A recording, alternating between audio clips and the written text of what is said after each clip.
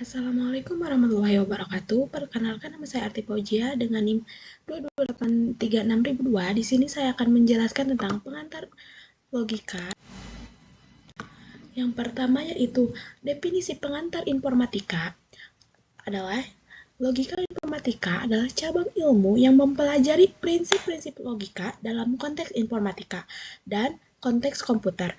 Dalam pengertian yang lebih luas, logika informatika bisa menggabungkan konsep-konsep logika formal dengan aplikasi praktis dalam pengembangan sistem komputer dan pemrograman.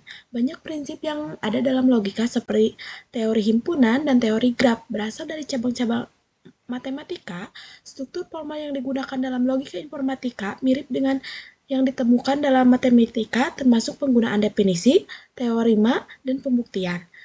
Selanjutnya, logika informatika juga berinteraksi dengan statistika dan probabilitas, terutama dalam konteks kecerdasan buatan dan pembelajaran mesin. Dalam hal ini, logika digunakan untuk membantu pengambilan keputusan berdasarkan data dan analisis resiko. Banyak model dalam informatika seperti model probabilistik, penggunaan prinsip-prinsip logika untuk merumuskan dan memecahkan masalah yang kompleks dalam suatu informatika. Selanjutnya ada logika informatika sebagai pemecah masalah. Maksudnya yaitu yang pertama, logika informatika menurut Setiaji dapat dipandang sebagai alat yang efektif untuk memecahkan sebagai masalah yang berkaitan dengan nilai kalimat, relasi antara beberapa kalimat, dan penarikan kesimpulan hipotesis yang telah diketahui kebenarannya. Yang kedua yaitu nilai kalimat dalam logika informatika merujuk pada kebenaran atau kesalahan dari suatu pernyataan. Nah, setiap kalimat logis dapat dievaluasi sebagai benar atau true, atau salah atau false dengan menggunakan logika proporsional untuk menentukan nilai kebenaran dari kalimat yang terlibat dalam suatu argumen. Yang kedua yaitu relasi antara kalimat logika informatika sebagai mempelajari relasi antara beberapa kalimat mencakup kalimat-kalimat yang berhubungan satu sama lain. Yang ketiga yaitu penarian kesimpulan. Dalam logika informatika, penarikan kesimpulan yaitu sebagai metode atau modus tollens dan silogisme dengan menggunakan aturan-aturan logika.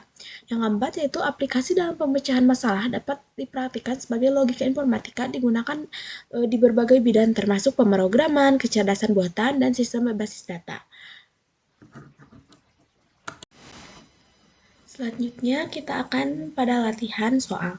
Yang pertama diketahui A dalam kurung 1, 2, dan 3, dan B 2, 3, dan 4. Tentukan A irisan B, A. Kemudian jawabannya yaitu 1, A irisan B sama dengan 1, 2, 3, 4. Dan yang kedua yaitu diketahui X variabelnya A, B, C, dan Y variabelnya B, C, dan D. Tentukan hasil dari X, irisan Y, X, dan irisan Y. Jawabannya yaitu X dan Y adalah elemen yang ada di keduanya. Yang ketiga yaitu diketahui A, 1, 2, 3, dan 4, B, 3, 4, 5, dan 6. Nah, tentukan hasil dari B, A, B. Jawabannya yaitu pengurangan himpunan BA dan B menghasilkan elemen yang ada di A. Tetapi jika tidak ada B, A minus B, yaitu 1 dan 2. Jelaskan pengertian konjungsi dalam logika. Jawabannya itu konjungsi adalah operasi logika yang menghubungkan dua pernyataan dengan kata, dan konjungsi ya bernilai jika kedua pernyataan yang dihubungkan benar. Contohnya yaitu P 3 lebih besar dari P 3 lebih besar dari 2 maka benar. Kemudian Q 4 kurang dari 5 Q banding 4, yaitu jawabannya 5 berarti benar. Wabarakatuh. Perkenalkan nama saya Arti Fauzia dengan NIM 22836.002. Di sini saya akan menjelaskan tentang aljabar proposisi. Logika informatika. Apa itu aljabar proposisi? Proposisi dalam logika informatika. Proposisi adalah suatu kalimat yang memiliki nilai kebenaran yang jelas, yaitu dapat bernilai benar, true, atau atau salah yaitu false. Proposisi adalah dasar dalam logika formal yang digunakan untuk membentuk argumen atau pernyataan lebih kompleks dalam logika matematika dan informatika. Nah, definisi dari proposisi itu sendiri yaitu pernyataan atau kalimat deklaratif yang memiliki nilai kebenaran yang pasti yaitu salah atau kemungkinan benar. Proposisi ini tidak boleh ambigu atau bergantung pada interpretasi. Contoh proposisi yaitu 5 adalah angka ganjil yaitu benar dan 10 adalah angka prima yaitu salah. Kemudian hari ini hujan tergantung pada kenyataan saat itu jika benar hujan atau salah. Nah, simbol-simbol dalam proposisi, dalam logika proposisi sering dilambangkan dengan huruf besar seperti pi, ki, er, dan seterusnya. Simbol-simbol ini memudahkan kita untuk bekerja dengan proposisi dan hubungan antara proposisi. Contohnya P hari ini hujan dan Ki saya tidak membawa payung. Sebelumnya saya sudah menjelaskan. Kemudian kalau di sini yaitu aljabar proposisi yaitu berhubungan dengan kalimat-kalimat atau argumen-argumen dan hubungan yang ada di antara kalimat tersebut. Nah, ilmu logika lebih mengarah pada bentuk kalimat daripada arti kalimat itu sendiri. Suatu kalimat deklaratif atau proposisi adalah kalimat yang bernilai benar atau salah, tidak keduanya. Contohnya 2 tambah 5 sama dengan 0. Kalimat deklaratif, kata penggandeng kalimat atau logika konveksi. Nah, di sini ada gambar, kalian bisa mempelajarinya ya.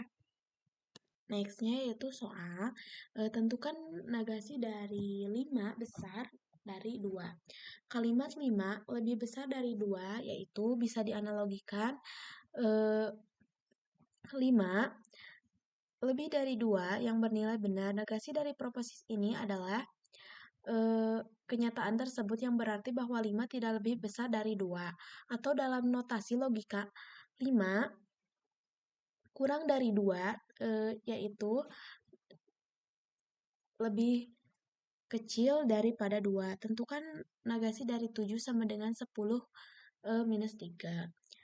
Yang kedua yaitu kalimat asli dari 7 sama dengan 10 kurang 3. Pernyataan ini dapat ditulis dalam bentuk logika sebagai 7 sama dengan 7 yang bernilai benar. Negasi dari proposisi ini adalah kebalikan dari pernyataan tersebut yang berarti bahwa 7 tidak sama dengan 7.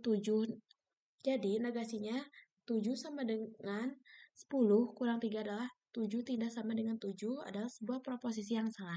Yang ketiga yaitu semua calon legislatif melakukan serangan pajar. Salah karena ada sebagian calon legislatif yang tidak melakukan serangan pajar. Nah, kalimat asli semua calon legislatif melakukan serangan pajar. Pernyataan ini adalah proposisi universal yang bersembunyi semua A adalah B. Semua calon legislatif melakukan serangan pajar. Karena dalam pernyataan ini salah karena calon legislatif tidak semuanya melakukan serangan pajar. Nah, jadi kalimat yang benar yaitu bahwa faktanya yang sesuai dengan pernyataan di atas bahwa calon legislatif tidak semua melakukan serangan pajar. 4 dan 5 yang bisa saya sampaikan. Mohon maaf bila banyak sekali kekurangan. Wassalamualaikum warahmatullahi wabarakatuh.